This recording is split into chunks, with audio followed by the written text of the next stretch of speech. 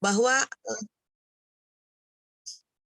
integritas data ini jadi penting karena dalam pembuatan sebuah rancangan basis data itu perlu adanya kesesuaian antar tabel-tabel yang dibangun gitu ya. Jadi pada saat diintegrasikan, pada saat disambungkan, maka harus terjadi kesesuaian. Nah, tapi sebelum ke sana, kita lihat dulu sih, kenapa sih itu mesti harus sesuai gitu. Yang pertama, menjamin keutuhan dari datanya. Artinya, pada saat satu tabel digabung dengan tabel yang lain, maka dipastikan harus datanya utuh. Nah, yang kedua, menjamin agar perubahan terhadap basis data yang dilakukan oleh user yang berhak ini tidak menghasilkan ketidakkonsistenan data. Nah, kita tahu bahwa basis data ini bisa kita ubah oleh user yang berhak, yang punya privilege gitu ya. Nah, itu pun biarpun dia sudah punya privilege, harus bisa dipastikan bahwa data yang diubah tadi tidak menjadi tidak konsisten gitu ya. Itu harus dijamin. Nah, ketiga, menjamin agar basis data ini tidak mengalami kerusakan secara tidak sengaja. Misalkan tiba-tiba device-nya error, tiba-tiba hilang misalkan akibat salah prosedur dan sebagainya gitu ya. Nah, dengan integrity constraint maka ini harus dijamin ya. Contohnya nanti akan saya jelaskan di slide-slide selanjutnya. Yang kita harus tahu juga pada integrity constraint ini terdiri dari 6. Kalau yang di slide saya yang minggu yang lalu, yang saya share ke kalian, mungkin hanya 4 atau 5 gitu ya, dan tidak ada assertion dan trigger. Nah, di sini yang kita harus pahami, yang pertama harus tahu bahwa ada aturan integritas entitas, atau yang disebut dengan entity integrity constraint. Nah, yang kedua adalah aturan domain atau domain constraint. Yang ketiga aturan referential integrity constraint atau aturan integritas referensial. Kemudian atribut based constraint dan tuple based constraint, assertion dan trigger. Ya, jadi keenam jenis integrity constraint ini harus kita pahami. Saya akan coba jelaskan satu-satu. Silakan next Arya. Nah, pada entity integrity constraint, ini yang penting kalian tahu itu adalah untuk memastikan integritas dari sebuah table atau dari sebuah entity, table itu harus punya primary key, itu aja. Jadi intinya pastikan bahwa setiap table tidak ada duplicate data gitu ya. Nah, artinya yang harus Anda pahami di integrity atau entity integrity constraint ini bahwa setiap table, setiap entitas harus punya primary key. Nah, bagaimana cara mendeklarasikannya? Anda bisa lihat di slide ini. Misalkan ada satu table mahasiswa atau satu entitas mahasiswa yang mempunyai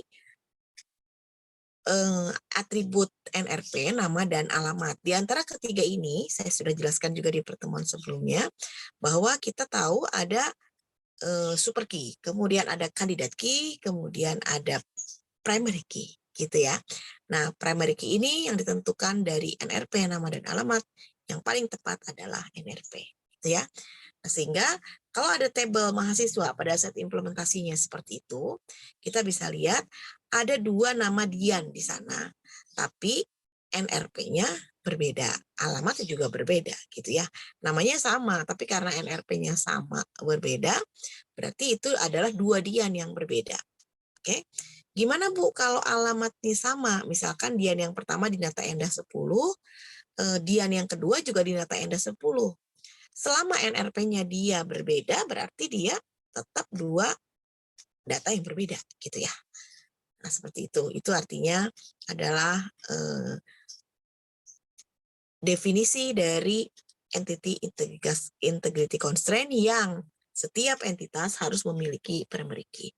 Gimana cara bikinnya? Kalau di skema relasi Anda tinggal menuliskan nama tabelnya, mahasiswa, kurung buka, kemudian ada NRP yang di garis bawah, koma nama, koma alamat, tutup kurung. Ya, itu adalah seperti itu kalau mendeskripsikan dalam skema relasi. Tapi kalau diturunkan dalam sintaks SQL-nya, Anda juga sudah bikin, itu dengan create table, kita tahu bahwa untuk meng-create sebuah table, itu dengan menuliskan create table, nama tablenya apa, mahasiswa, masukkan atributnya, NRP, karakter 7, misalkan primary key, nama variabel karakter 30, alamat variabel karakter 50. Oke, kita tahu bahwa kalau char atau karakter yang Anda masukkan di situ adalah atribut atau tipe data yang harus diisi semua, ya. Dan itu ada keterangan primary key di sampingnya. Sedangkan kalau nama itu adalah varchar atau variabel karakter, itu artinya adalah isi nama maksimal 30 dan isi alamat itu maksimal 50. Boleh nggak diisi? Boleh. Nah, tapi kalau char atau karakter itu harus diisi sebanyak 7 karakter. Oke? Selanjutnya, di slide selanjutnya adalah domain constraint. Ini adalah aturan dari sebuah domain, ya, atau mendefinisikan sebuah domain, di mana domain ini isinya adalah kumpulan tipe data dan nilainya atau jangkauan nilai, ya, yang disesuaikan dengan tipe datanya. Nah, pada setiap atribut sebuah relasi ini harus kita definisikan domainnya. Kenapa? Karena kalau kita tidak tentukan domainnya, maka rancangan basis data yang kita buat atau struktur data yang kita buat itu tidak baik. Oke, definisi domain ini mencakup ada tipe data, ada ukuran, ada format, ada jangkauan, ada nilai yang memungkinkan, keunikan, dan kemungkinan datanya kosong atau kemungkinan data nol, gitu ya. Nah, kita lihat contohnya. Next. Pada tabel relasi mahasiswa yang tadi, ini ada atributnya 3, ya. Ada NRP, nama, dan alamat.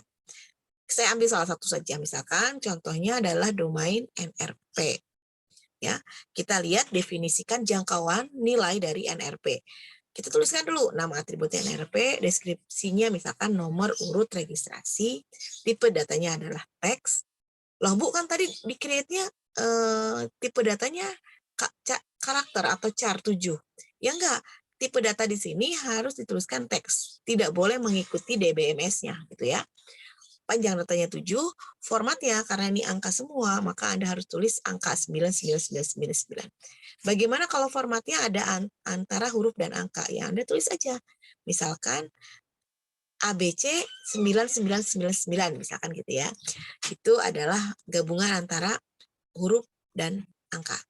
Nah, jangkauannya gimana? Anda bisa terangkan juga, misalkan digit ke-1 dan kedua kode prodi dan masa studinya. Berarti kalau misalkan kode prodi satunya, misalkan kalau satu-satu isinya kode prodinya 1, masa studinya 1 tahun gitu ya.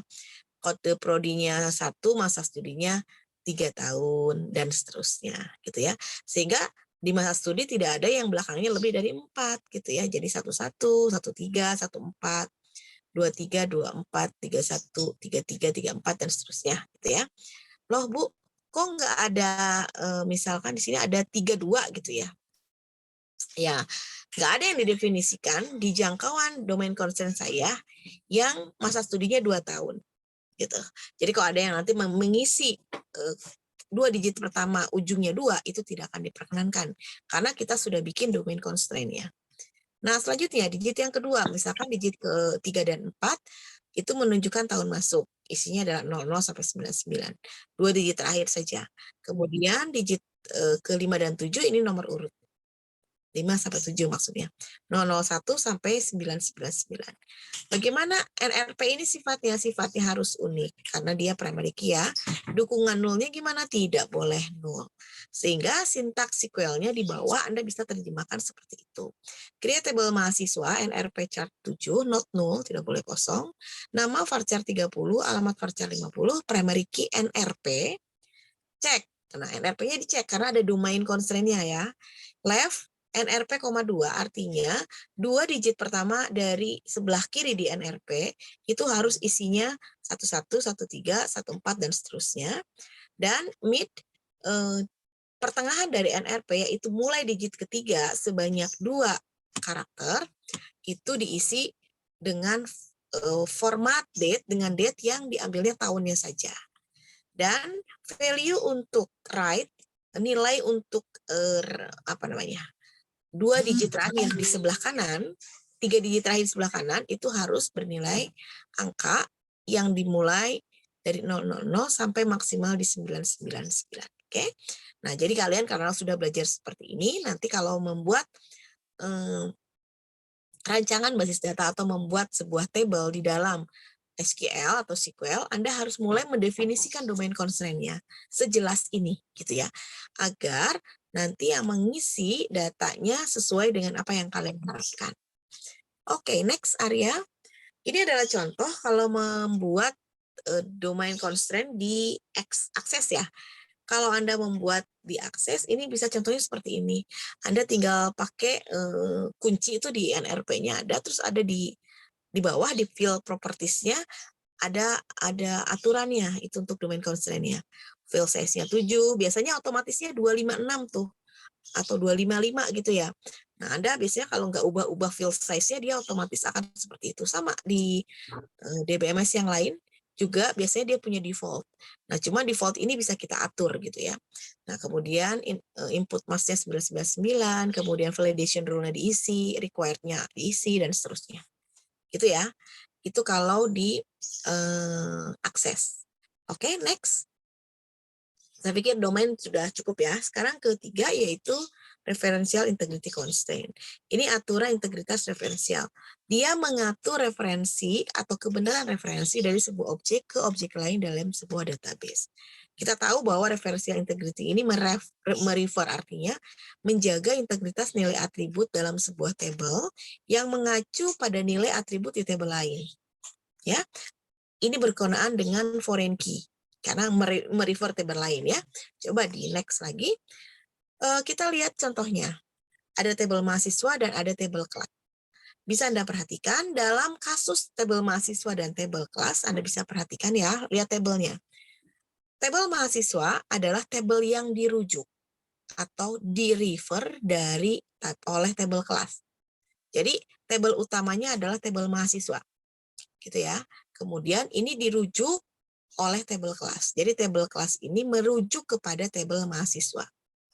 Oke. Nah, jadi setiap nilai NRP pada table kelas ini harus memiliki nilai yang tepat sama dengan nilai RRP yang ada di table mahasiswa.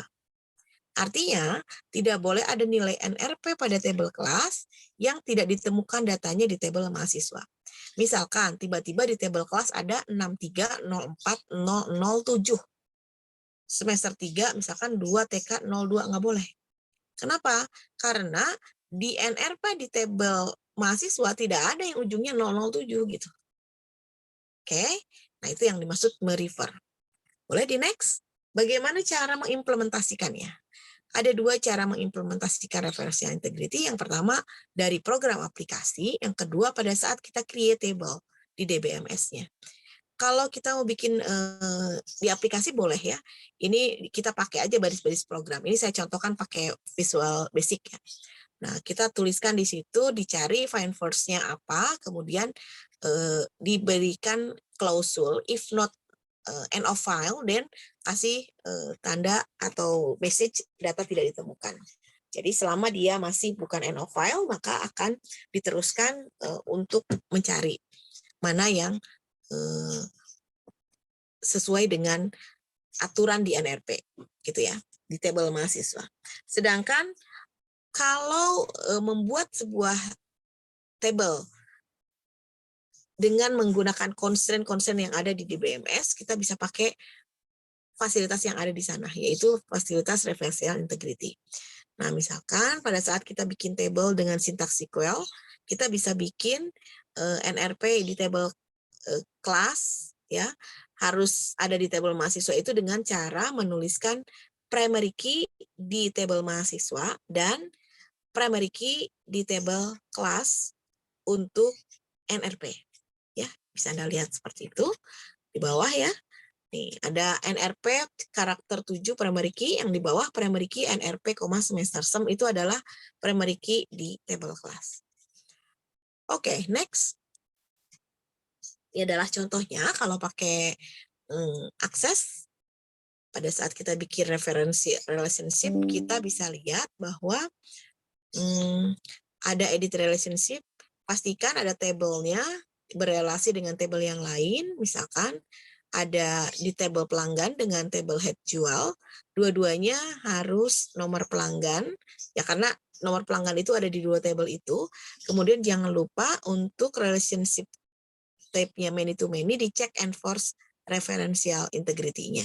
Itu meyakinkan bahwa kalau ada nomor pelanggan di tabel pelanggan tidak sama dengan nomor pelanggan di head jual, itu tidak akan nge-refer, tidak akan merujuk. Oke, next. Ini kalau contoh lain sama aja ya. Kalau contoh ini sebenarnya kalau di tabel pegawai yang ada juga satu tabel cuti, di mana tabel cuti ini nanti merefer ke tabel pegawai. Bisa kita lihat di bawahnya ada NIP cuti karakter 7 referensis pegawai NIP gitu ya. Nah, itu sama dengan merefer dari tabel pegawai. Oke, next. Boleh pakai alternatif yang lain seperti saya sampaikan tadi, bisa pakai tambahan foreign key. Jadi create table key, pas create table cuti tadi, bla bla bla bla bla, di bawahnya ada foreign key NIP cuti referensis pegawai NIP. Gitu ya, sama aja. Itu NIP cuti dengan NIP itu sebenarnya alias ya, atau yang kemarin saya jelaskan di normalisasi sebagai rename. Boleh. Oke. Nah, untuk prevalence integrity constraint ini sebenarnya ada hal yang harus diperhatikan cukup banyak gitu ya. Karena pada saat kita merefer table lain, ada beberapa aturan yang harus kita perhatikan terkait ini. Yang pertama, perubahan yang dilakukan terhadap database nanti bisa jadi menyebabkan pelanggaran terhadap aturan ini. Nah, pada saat melakukan operasi insert, update, dan delete, kalau kita merefer, itu harus diperhatikan aturan yang menjamin aturan integrity, reference integrity yang diterapkan. Artinya apa? Ada insertion rule, ada deletion rule, dan ada update rule. Saya pernah bahas sedikit di anomali-anomali basis data yang saya jelaskan pada saat saya menjelaskan normalisasi gitu ya. Ada anomali insert, ada anomali update, ada anomali delete. Ini juga sama. Nah, aturan di integritas kita perhatikan nanti ada aturan insert, aturan delete, dan aturan update. Boleh di next? Kita lihat. Untuk aturan insert, aturannya adalah kalau kita menyisipkan baris terhadap sebuah tabel yang merujuk, nah, maka harus terdapat nilai yang sama atau berkesesuaian pada tabel yang dirujuk. Ya, jadi nggak boleh kita memasukkan sesuatu memang tidak ada di tabel yang dirujuk gitu. Misalkan tadi saya mau masukkan di kelasnya nggak ada yang nomor 7, tapi kamu maksain masuk itu nggak bisa, gitu ya. Nah tadi Anda bisa buka lagi slide-nya ya. Nah kalau kamu masukkan nilai, pastikan bahwa mau memasukkan nama atau kelas gitu memasukkan isi kelas mahasiswa, pastikan bahwa NIM 6304001 ini ada. Oh, ternyata ada tuh nilainya di sana di tabel yang dirujuk. Ya, gitu ya. Oke, selanjutnya untuk deletion rules. Ini ada sedikit aturan yang cukup harus diperhatikan pada saat kita mau mendelete data ya. Pada saat kita mau menghapus baris dalam sebuah tabel yang dirujuk loh kalau dalam ini tadi contohnya tabel mahasiswa, dan memiliki nilai yang berkesesuaian dengan tabel yang merujuk, maka harus ada perlakuan tertentu untuk menjamin integritas tabel database tersebut. Ada 3 hal dalam deletion rule, ada restrict, ada nullify, ada cascading deletion. Yang pertama, kalau restrict ini tidak boleh dihapus sama sekali. Yang tidak boleh dihapus sama sekali adalah NRP, itu nggak boleh dihapus untuk semua ya. Namun untuk satu baris itu boleh kalau memang dengan catatan nanti akan terhapus semuanya. Gitu. Tapi boleh tidak dilakukan. Nah, kalau nullify ini ngeset nilai yang berkesesuaian menjadi null. Nah, kalau di nolin dulu, setelah itu baru dihapus. Atau cascading deletion tadi yang otomatis secara otomatis akan dihapus. Yang tadi yang Sinta misalkan di tabel yang merujuk itu tidak dihapus. Tapi di tabel yang dirujuknya dihapus yang namanya Sinta. Otomatis di tabel yang nanti merujuk ke dia itu akan hilang. Itu kalau cascading deletion. Demikian kalau update belum. Update rule ini adalah pada tabel yang merujuk samain aja dengan insertion rule. Kalau pada tabel yang dirujuk samain dengan deletion rule. Gitu ya. Itu untuk update sama. Oke, selanjutnya Ini adalah contoh bagaimana kalau kita tidak izinkan untuk mendelete atau update terhadap tabel yang dirujuk. Di bawahnya ada tulisan, Anda perhatikan yang paling bawah, foreign key nip cuti referensi nip pegawai on delete set null on update cascade. Itu artinya tidak diizinkan. Gitu ya. Oke, selanjutnya ada atribut untuk tuple based constraint dan atribut based constraint. Nah, untuk atribut based constraint ini adalah aturan yang menentukan bahwa pada saat dilakukan insert atau update, nilai sebuah atribut tertentu harus punya aturan atau kondisi tertentu. Nah, kalau kondisinya tidak dipenuhi, maka sistem akan menolak untuk dilakukan insert atau update. Nah, itu artinya kalau pada atribut, ya atributnya gitu yang jadi aturan. Tapi kalau pada tuple, ini aturan ditentukan bahwa pada saat insert atau update, nilai beberapa atribut, namanya tuple ya. Kemarin saya sampaikan bahwa tuple itu adalah baris yang harus memenuhi kondisi tertentu pada saat kita mau update atau delete. Oke, next. Kita lihat contoh atribut based constraint dan tuple based constraint. Ini ada karakteristik untuk kedua aturan ini. Yang pertama, berlaku hanya pada proses insert, update, delete, dan operasi yang dilakukan ini bisa berlaku pada satu atau banyak DBM table pada sebuah DBMS yang digunakan. Ya, contoh nih untuk atribut based constraint, misalkan nih ada operasi insert pada data table mahasiswa. Misalkan ya, di mahasiswa table mahasiswa STEMIC ini mensyaratkan nilai prodinya teknik informatika atau sistem informasi. Nah, maka kalau diisi dengan data lain, atributnya misalkan di table atribut prodi, nilai atribut prodi ini diisi dengan teknik komputer, maka tidak bisa. Ya, prosesnya akan gagal. Hanya bisa diisi, di-insert dengan teknik informatika atau sistem informasi saja pada prodinya. Gitu ya. Nah, caranya itu Anda bisa tuliskan di bawah tuh. Kalau mau update, insert dulu bla bla bla bla bla bla, dimasukkan nilainya where prodi in teknik informatika informasi, kemudian select NRP nama from bla bla bla where prodi in teknik informatika informasi, update. Nah, yang di bawah update sama ya, mahasiswa STEMIC bla bla itu nama tabelnya, set masa studi S1 where prodi in teknik informatika dan sistem informasi. Kurang lebih seperti itu. Ini untuk atribut. Jadi yang di atributnya, yang diperbaikinya hanya atribut, ya. Jadi atribut dari sebuah prodi. Jadi atributnya satu prodi. Jadi prodi saja yang diutak-atik, tidak dengan atribut lain di table mahasiswa STEMIC, gitu ya. Nah, bagaimana kalau tuple? Di next. Nah, kalau tuple ini kita lihat ada dua atributnya, ya, minimal ya, bisa seluruh atribut. Kalau di sini dicontohkan, kita mau memasukkan contohnya atribut, nilai atribut yudisium ini adalah naik tingkat, nilai atribut regis harus sudah. Kalau kita mau update, dipastikan itu sudah dipenuhi. Kalau tidak dipenuhi, maka tidak bisa. Artinya, yudisiumnya naik tingkat, itu di-insert into, Anda bisa lihat, dan regisnya sudah.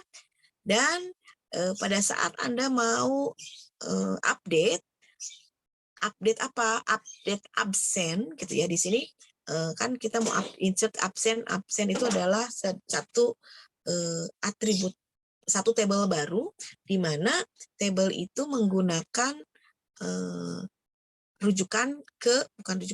menggunakan table mahasiswa di mana mensyaratkan dua atribut, yaitu yudisium dan regis, gitu ya.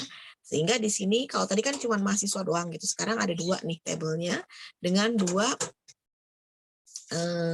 atribut, ya. Oke, kurang lebih seperti itu. Nanti kalau untuk membuktikannya Anda bisa boleh dicontohkan atau dicoba di SQL-nya ya, atau di DBMS-nya. Oke, selanjutnya yang kelima, itu adalah assertion. Assertion ini adalah sebuah aturan yang diterapkan untuk membuat agar database ini tetap pada kondisi yang diinginkan. Jadi kayak syarat gitu ya. Misalkan sintak umumnya adalah create assertion namanya, kemudian dicek kondisinya. Karakteristiknya berlaku untuk proses insert, update, dan delete, dan bisa digunakan atau dilibatkan beberapa table. Nah, contoh ini misalkan yang paling mudah ya di sistem perbankan. Di sistem perbankan ini ada aturan jumlah total pinjaman yang dikeluarkan oleh bank customer tidak melebihi jumlah total simpanan pada cabang bank tersebut. Misalkan contohnya begini, ada cabang bank BNI Unjani gitu ya. Di BNI Unjani uang yang dimiliki oleh BNI itu ada misalkan 5 miliar. Nah, jumlah total pinjaman yang dikeluarkan untuk customer ini tidak boleh melebihi 5 miliar gitu ya. Karena simpanannya aja cuma 5 miliar gitu. Boleh dipinjemin misalkan 2 miliar, 3 miliar, maksimal di 4 miliar misalkan. Nah, bagaimana cara assertion-nya? Anda tinggal nuliskan di situ, create assertion, constraint jumlah, itu nama assertion-nya, baru dicek.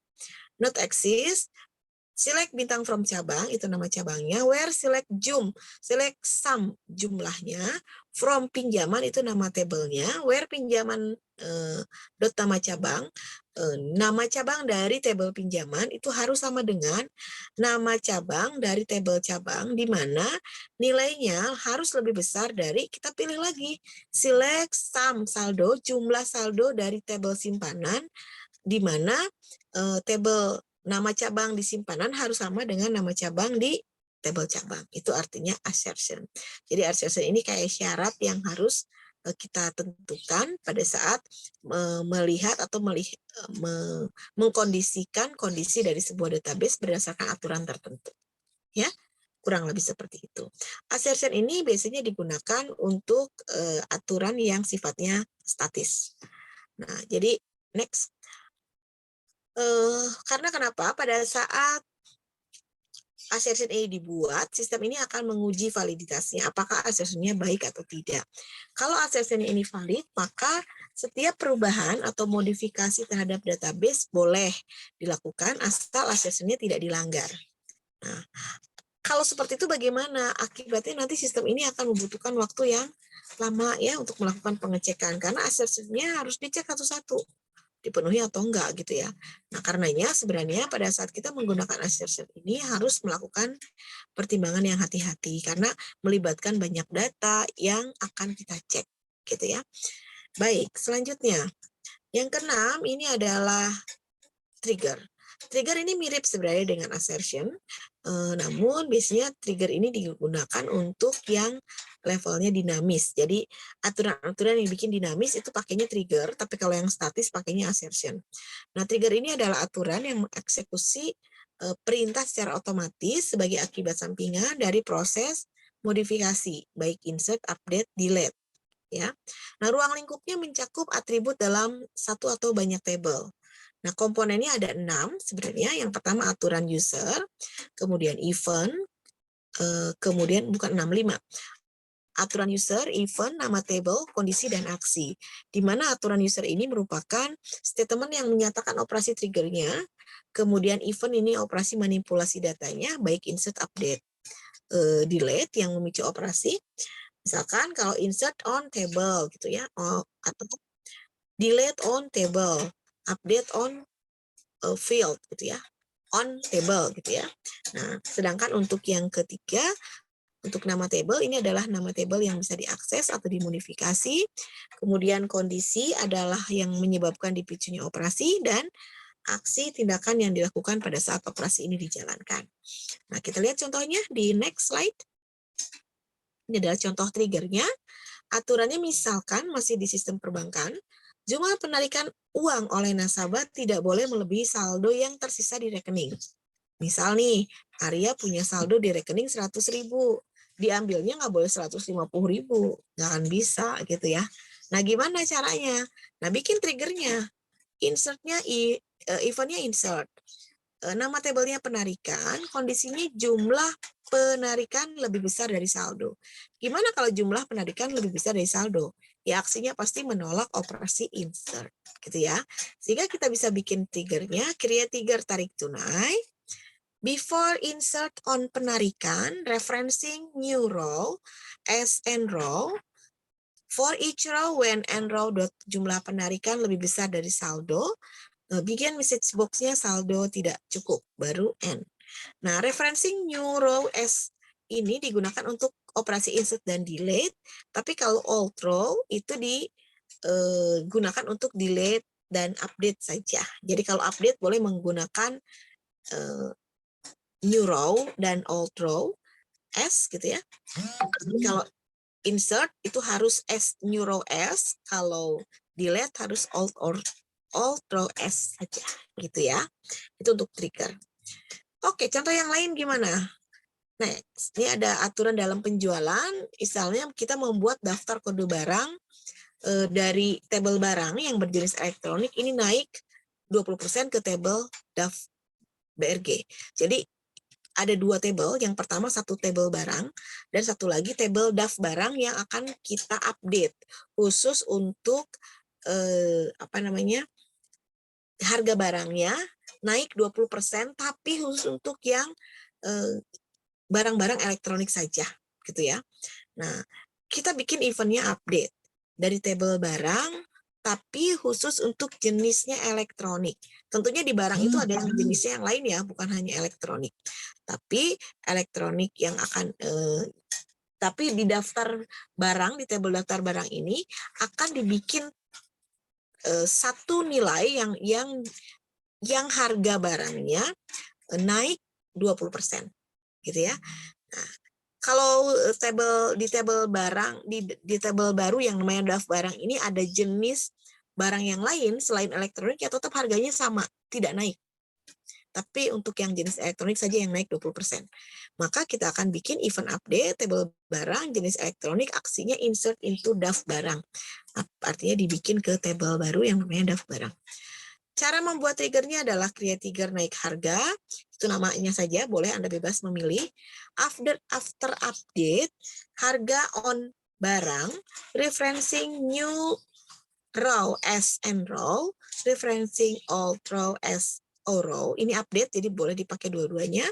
For each row, o row dot jenis sama dengan elektronik, and row dot harga sama dengan o row harga dikali 120%.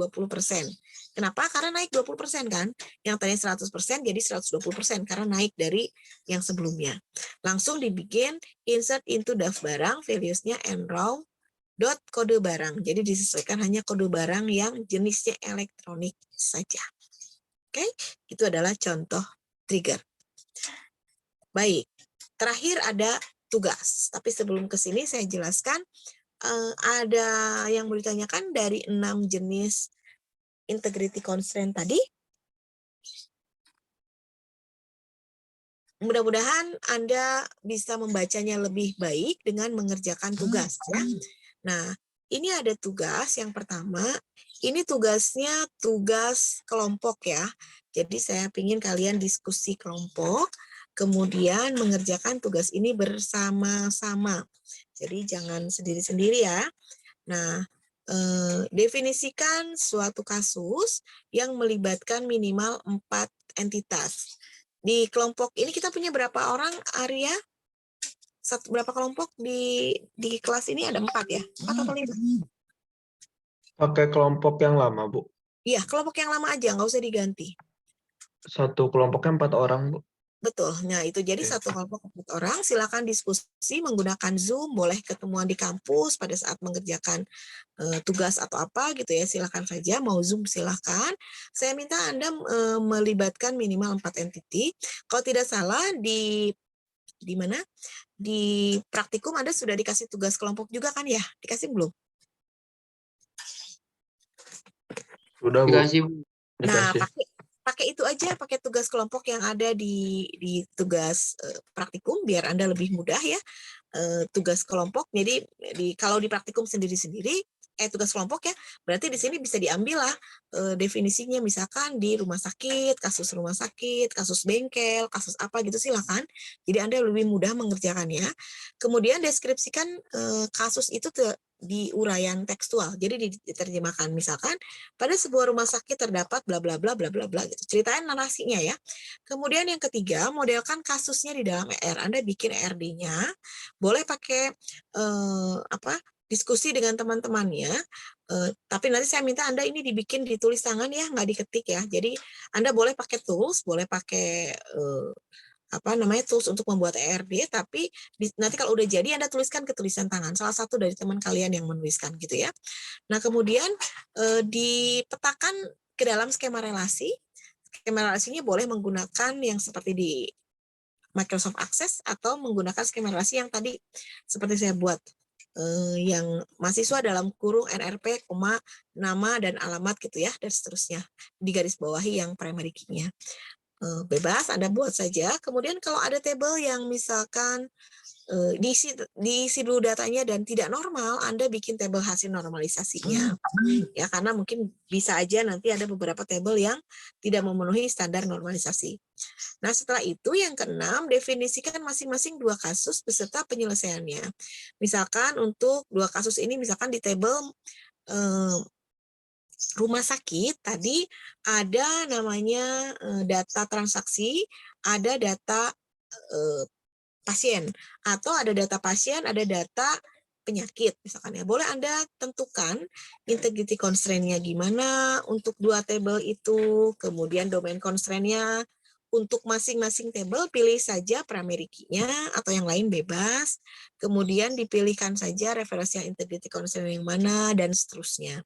Nah, sesuaikan dengan apa yang saya sampaikan di slide yang ini ya. Nanti Arya akan bagikan. Nah, ini minggu depan absensinya atau presensinya akan kita panggil minggu depan nih. Jadi ini tugasnya dikumpulkannya 1 minggu ya, di hari Senin depan. Nah, dan ini nanti dikumpulkannya di kertas folio bergaris, Anda simpan saja dulu gitu ya, dan difoto ke saya. Jadi yang di folionya, di kertas folio bergarisnya atau di A4 boleh Anda pegang dan kumpulkan minggu depan pada saat praktikum di hari Rabu. Nah, cuman waktu kita hari Senin, Anda kumpulkan saja di foto dan dikirimkan nanti ke email saya. Gitu ya. Oke, ada yang mau ditanyakan? Cukup jelas? Ibu izin bertanya, Bu. Untuk ini yang bikin model IR sama relasinya itu kan pakai ini Bu ya, pakai kayak akses gitu. Boleh. Nah, nanti di tugasnya itu kita digambar apa boleh di-print, Bu? Bagian itunya Digambar. doang? Oke. Oke, digambar aja. Atau ini mau nggak usah diketik? Atau mau ditulis, mau di itu semua? Boleh. Atau kalau nggak gini, Arya bisa edit. Kalau nggak langsung diedit di situ, nggak usah diketik. Kalau nggak usah ditulis tangan. Kalau begitu, yang nomor 1 biar lebih mudah ya. Kerjakan jangan gimana terusnya. Oke, kalau mau karena nanti ada yang ngetik, ada yang enggak ya. Oke, nggak apa-apa. Kerjakan dengan apa ya? Gimana kalimatnya ya? Kerjakan menggunakan apa? Tools. Kerjakan dengan menggunakan tools MS Word, misalkan. MS Word untuk laporannya, kemudian MS Access untuk ERD, misalkan.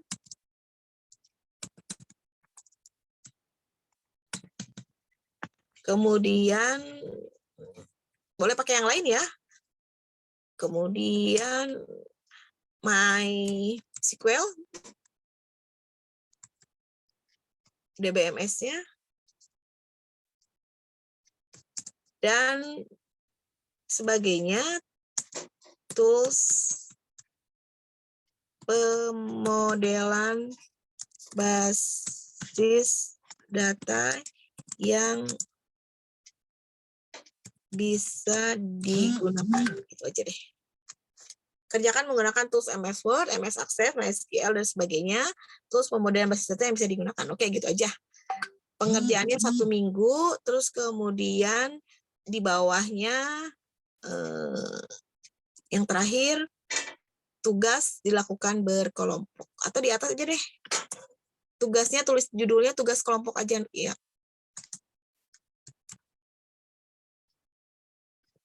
Kirim ke saya lagi ya itunya ya filenya. Baik Ibu. Baik, terima kasih. Itu saja mungkin yang saya sampaikan.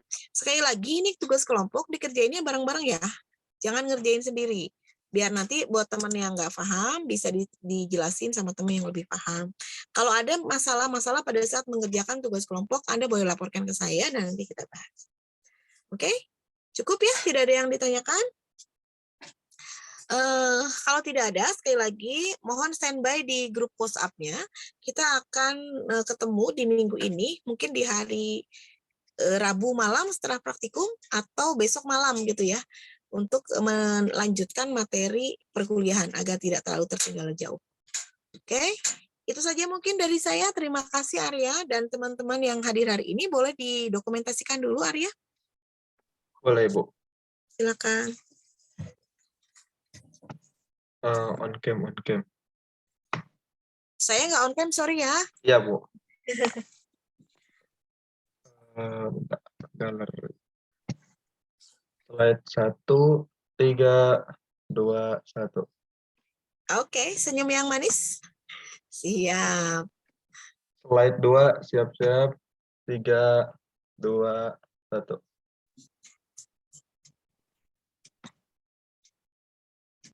Oke, terima kasih atas kehadiran teman-teman semuanya. Apabila ada yang tidak difahami, sekali lagi boleh ditanyakan, atau rekamannya boleh di-share Arya. Siapa tahu temannya mau mendengarkan ulang penjelasan dari saya. Dan kalau nanti ada pertanyaan yang terkait dengan tugas, boleh ditanyakan langsung di grup WhatsApp, biar nanti bisa dijelaskan apabila ada teman-teman yang mungkin mengalami pertanyaan yang sama.